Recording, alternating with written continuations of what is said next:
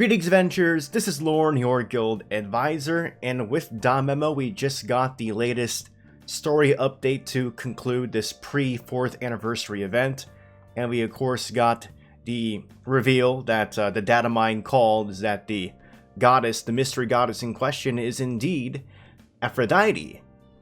And now that we know this, there's quite a few things we can garner from it, and she also says quite a few lines in the pre-event that raises some questions, so that's what we're here to speculate about.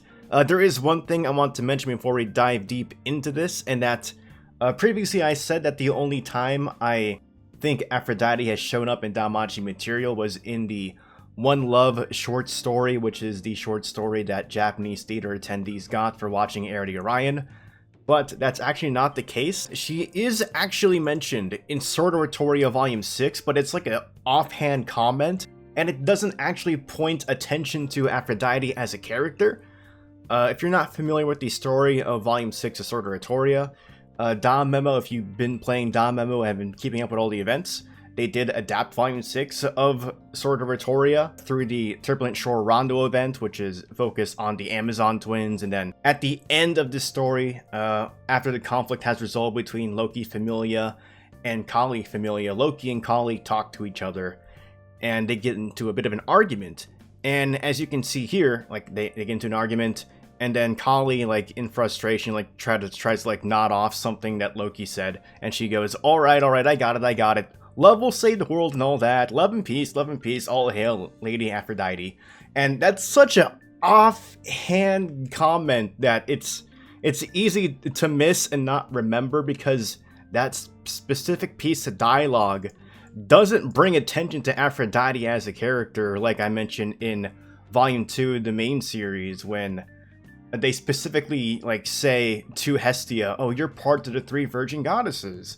Hestia, Artemis, and Athena. Like, that brings attention to those 3 characters as characters. But here it's just some offhand comment that Kali says.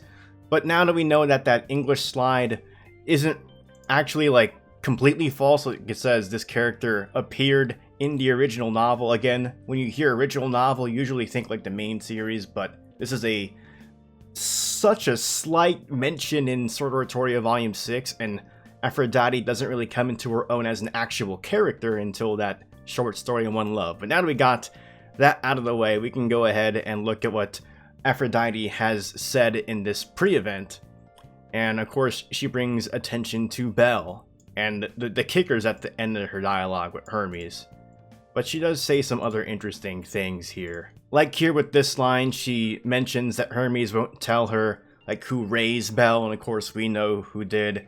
Zeus, as Bel's adopted grandfather, not telling Bel who he actually is. And we also know through the Astrea Record event, Bel is actually the son of someone from Zeus Familia and Hera Familia, and that Althea from last year's event is actually Bel's aunt. And of course, the most interesting line from this pre-event is this one right here. One thing that Aphrodite specifically wants Hermes to tell her about, and that is if Bel killed Artemis. Now, if you're familiar with the Arrow de Orion movie, at the very end of the movie, Bel pretty much has to essentially kill Artemis to stop that Artemis arrow from going down into the world and pretty much causing a ton of destruction. And then in this like little dialogue, you see that there's like a cut to where Hermes tells her about Artemis, and then she says, well, okay, that's all I wanted to know.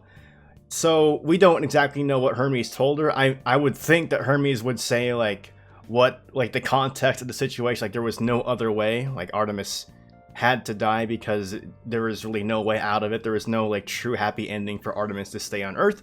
But the other thing about this is that since this brings attention to Artemis's fate in the movie, that means that this event that we're getting probably is not going to be canon.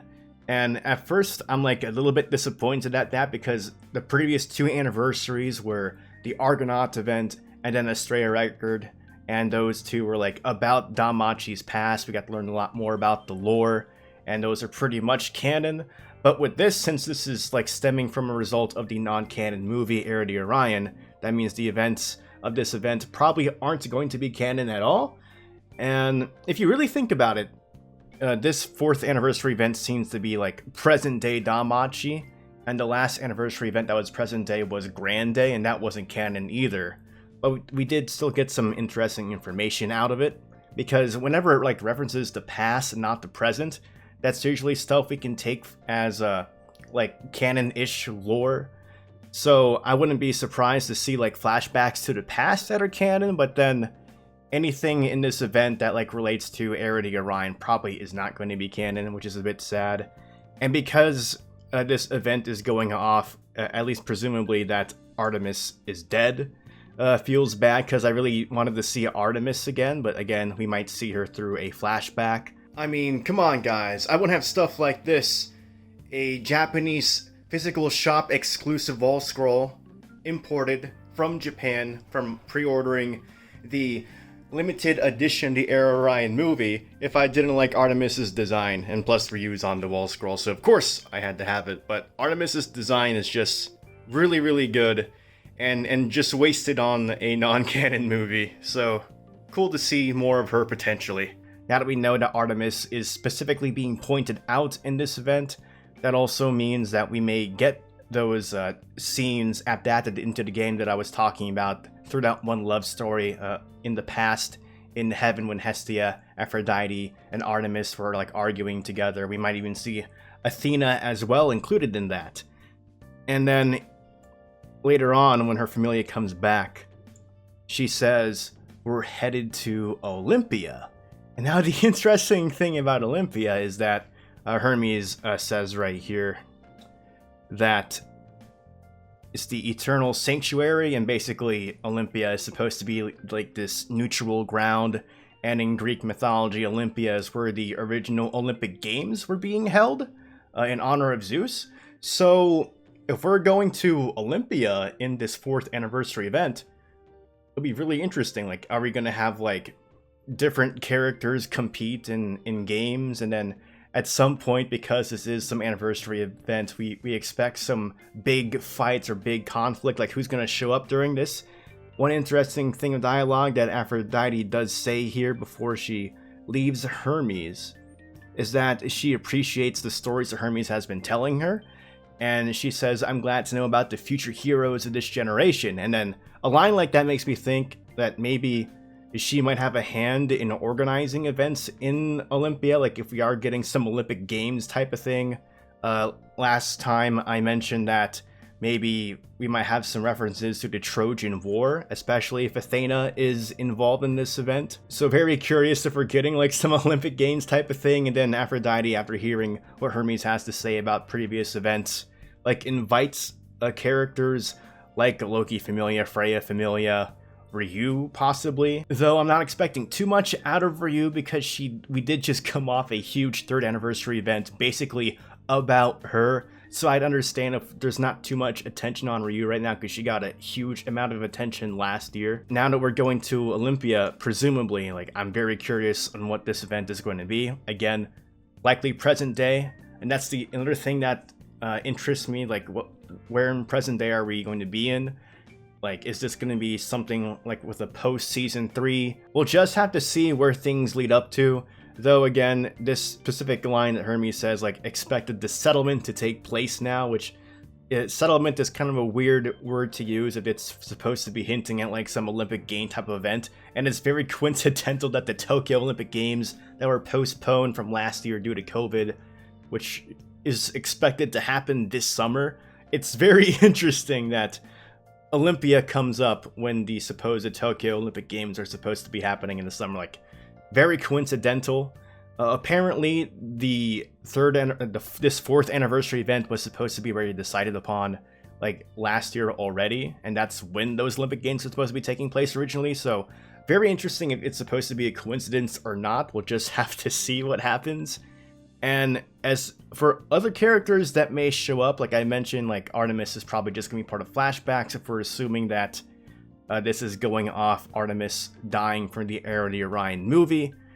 Again, I bring back attention to Athena, and there are some interesting connections that some people have been saying about Athena, which make me a little bit confused, and that is because some people have pointed out the similarity between Athena's name and the city of magic that we already know about in the danmachi universe called Athena.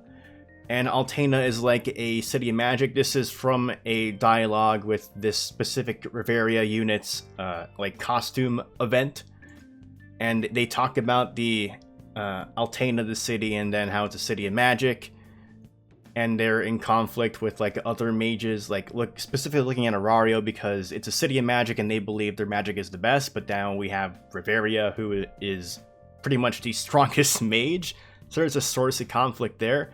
And because that similarity between like Athena and Athena, people think that Athena is like the leader of that city, much like Ares was for the Kingdom of Rakia. But in Greek mythology, it's the city of Athens that is like named after Athena.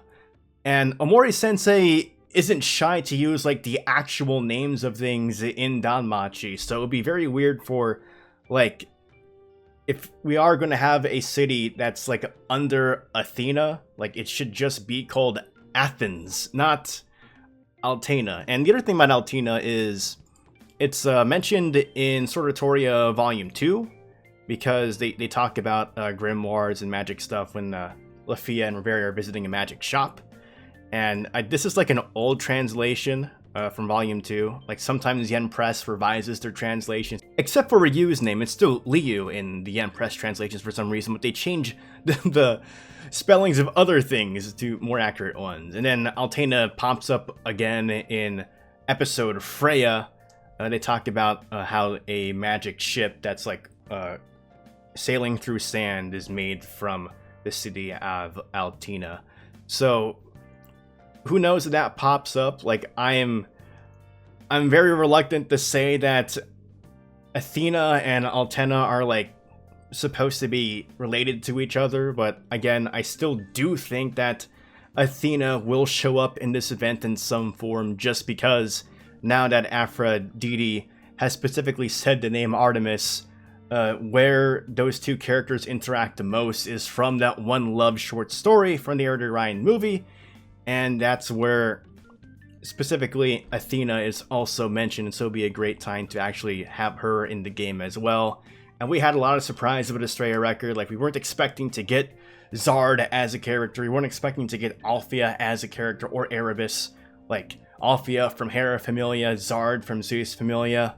And again, I mentioned that I'm a little sad that this event is pretty much going to be non-canon, but I guess that's to be expected because it's supposedly taking place in present day, just like Grand Day did, and that wasn't canon either. But again, that doesn't mean we can't have like flashbacks that are still canon and line up with actual events in the actual like danmachi canon. And now, because the events of this present day story aren't going to be necessarily canon, it does give more sense a lot of freedom to do whatever he wants with this event specifically. But again, I wonder like who the antagonist is supposed to be, and what this ultimate like fight that we're going to get is going to be, because that's like just something we expect based off the previous 3 anniversaries. Another thing I wonder is like maybe if there was some backlash of including some pretty crazy danmachi lore in a mobile game event. I know some people, specifically like in the Western area, like light novel readers who don't want to be playing like a gacha game, were a bit peeved that we got details like Pel's parentage in a mobile game, like who his aunt was, who his parents are. Like that is a pretty crazy reveal to put in the mobile game and not have mentioned in the novels just yet. It is kind of crazy.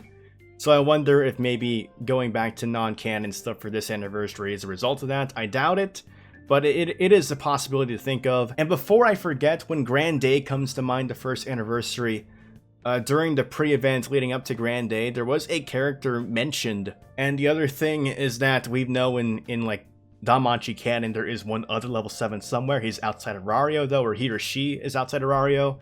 And then we got the Grand Day Eve event saying that there is a person that could keep Atara under control at sea, and that they're called the Knight of Knights. So I wonder if, like, again, this is the first time that we're getting a present day story for an anniversary event, and the last time we had one, the Knight of Knights was mentioned. So maybe if this is like an Olympic Games type of event where all these hero-like characters are going to Olympia to compete in something. Maybe the Knight of Night shows up, who knows? We'll just have to see what Omori Sensei has in store for us. Remember, the DanMemo Fest 2021 event will reveal a bunch of the event information, including like a trailer that we are accustomed to getting around that time. Happens on June 15th. Again, I'll leave a link to that in the description so you can keep that bookmarked. But now that we know Aphrodite very much is mentioning Artemis, I'm very curious on what exactly this event is going to entail. What are your guys' thoughts on the event? Are you a bit disappointed that it seems like we're just going to go into non-canon territory? It's not too surprising because, again, we're in present day again, and you have more leeway with the past, because when you think of the past, it's more opportunity to explore like the past to danmachi. But now that we're back to present day, I guess it shouldn't be too surprising that we're getting possibly non-canon material, because it'll be hard to like write around that when it comes to the actual like main series itself and sort of Retori and all of that. So curious on what your guys' thoughts are. Who do you expect to see in this event? Like, what do you think it's going to be? Like, perhaps inspired from the Trojan War in Greek mythology, or perhaps, again, the Olympic Games, Olympia. It can't be a coincidence, right, that the Tokyo Olympic Games are supposed to be happening this summer too? We'll have to see. Anyway, guys, thank you so much for watching this video. Very excited for the upcoming 4th anniversary event, or what it will entail. If you want to see more danmachi content, go ahead and like this video, sub to the channel, follow me on Twitter, and join the Discord. And as always, continue enjoying your time adventuring in Orion and the dungeon. This is Lorne, your guild advisor, signing out. 風に揺らいでゆく鈍色の光照らす世界で今選ぼうその